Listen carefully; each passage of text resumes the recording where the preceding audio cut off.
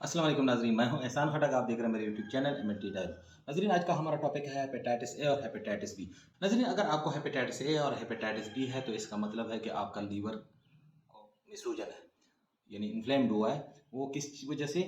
वो hepatitis A और hepatitis B virus की वजह से, उसकी इन्फेक्शन की वजह से इन्फ्लेम्ड है। चूंकि आपका जिगर एक नरम और लचकदार ऑर्गन है, ये बहुत अहम से काम सरअंजाम देता है बॉडी के। और जो लीवर का जो अहम हिस्सा है जो कि ये काम सरअंजाम देता है, वो है हेपेटिक लिब्यूल। हेपेटिक लिब्यूल जो काम करते हैं, जब बॉडी से सफाई के लिए यानी फिल्ट्रेशन के लिए खून आता है लीवर में, तो क्या होता है कि जो हेपेटिक लिब्यूल होते हैं वो जो ब्लड है उससे जो हार्मफुल जो सब्सटेंसेस हैं, नुकसानदेह चीज़ें जो हैं जैसे बैक्टीरिया वगैरह, इसको बाहर निकाल देता है और खून को साफ कर देता है। इसके अलावा क्या करता है कि ये क्लॉटिंग फैक्टर जो है, जो ब्लीडिंग को कंट्रोल करता है, वो बनाता है। इसके अलावा ये एक और चीज़ बनाता है जिसे हम बाइल कहते हैं। और बाइल क्या होता है कि लीवर जो गाल ब्लैडर होता है उसमें स्टोर होता है, वो डाइजेशन में काम करता है। जब टूटी खुराक आती है तो फास्ट डाइजेशन के लिए ये रिलीज कर देता है बाइल को।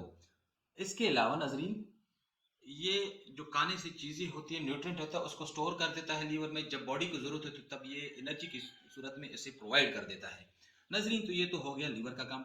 नजरीन, आपको हेपेटाइटिस ए कैसे इन्फेक्ट कर सकता है? नजरीन, जब आप एक्सपोज होते हो फीकल मटेरियल यानी जो पैखाने की चीज़ें हैं उनके सामने एक्सपोज होते हो तो आपको लग सकता है। इसके अलावा फूड या वाटर कंटेमिनेटेड चीज़ों के साथ जब एक्सपोज होते हो तब भी ये लग सकता है। इसके अलावा डायपर चेंज, उससे हो सकता है आपको। अनप्रोटेक्टेड सेक्स जो होता है उससे भी हो सकता है आपको ये hepatitis infection, hepatitis A infection हो सकता है। नजर आता है इसके बाद हेपेटाइटिस बी। नजर अगर हेपेटाइटिस बी वायरस आपके जिस्म में कैसे दाखिल हो सकता है? जिस्म नजर आपको कंटेमिनेटेड ब्लड जो हेपेटाइटिस बी से कंटेमिनेटेड हो उससे, या कंटेमिनेट दूसरे मादों से, पेशाब से या दूसरी चीज़ों से। इसके अलावा मंशियात वाली सरेंज, जो मंशियात का आदमी होता है उसकी सरेंज से अगर वो हेपेटाइटिस ए से मुतासर हुआ, ये सोर्सेज हैं आपके। इसके अलावा और भी सोर्सेज हैं आपको इससे इन्फेक्ट करने के लिए।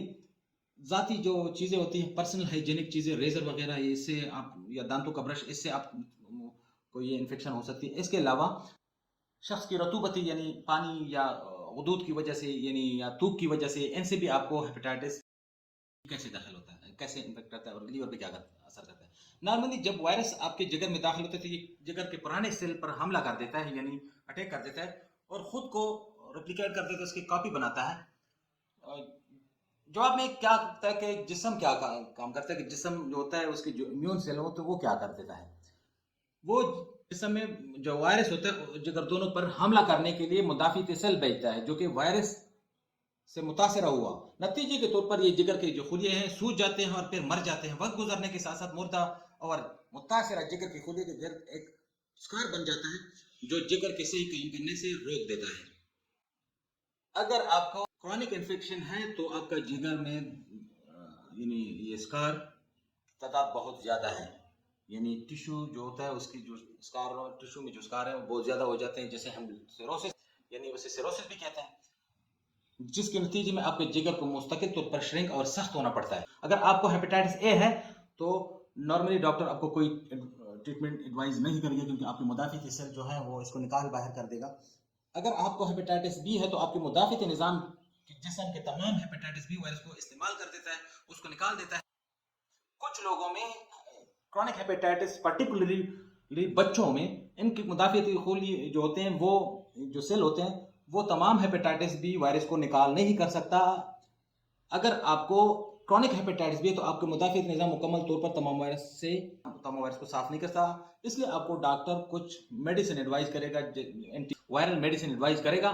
तो इसके अलावा अगर आपको सीवियर हेपेटाइटिस है तो आपका जो लीवर है उसको लीवर ट्रांसप्लांटेशन में थ्रू ऑपरेशन आपको करना पड़ेगा। यानी हर किस्म के हेपेटाइटिस के लिए एंटीबॉडीज की मौजूदगी की तशखीस और तयन के लिए मखसूस खून के टेस्ट होते हैं। हेपेटाइटिस ए और हेपेटाइटिस बी के लिए तहकीकाती दर्ज झील टेस्ट है। हेपेटाइटिस के लिए जो टेस्ट है उसे एंटी एचआईवी कहते हैं। इसके आईजीजी आईजीएम भी होते हैं। हेपेटाइटिस ए टेस्ट के बारे में अलग से बताएंगे आपको। हेपेटाइटिस बी के लिए टेस्ट है HBsAg यानी सरफेस एंटीजन। एंटी HBs भी एक टेस्ट है जिसे कहते हैं हेपेटाइटिस सरफेस एंटीबॉडीज, ये भी टेस्ट है। Hepatitis B core antibodies test है। हेपेटाइटिस ई एजी मार्कर भी टेस्ट है। नाज़रीन, अगर आपको टॉपिक पसंद आए तो प्लीज लाइक और सब्सक्राइब कीजिए और साथ में बेल के आइकन को दबा दीजिएगा ताकि मेरी हर आने वाली वीडियो की नोटिफिकेशन आपको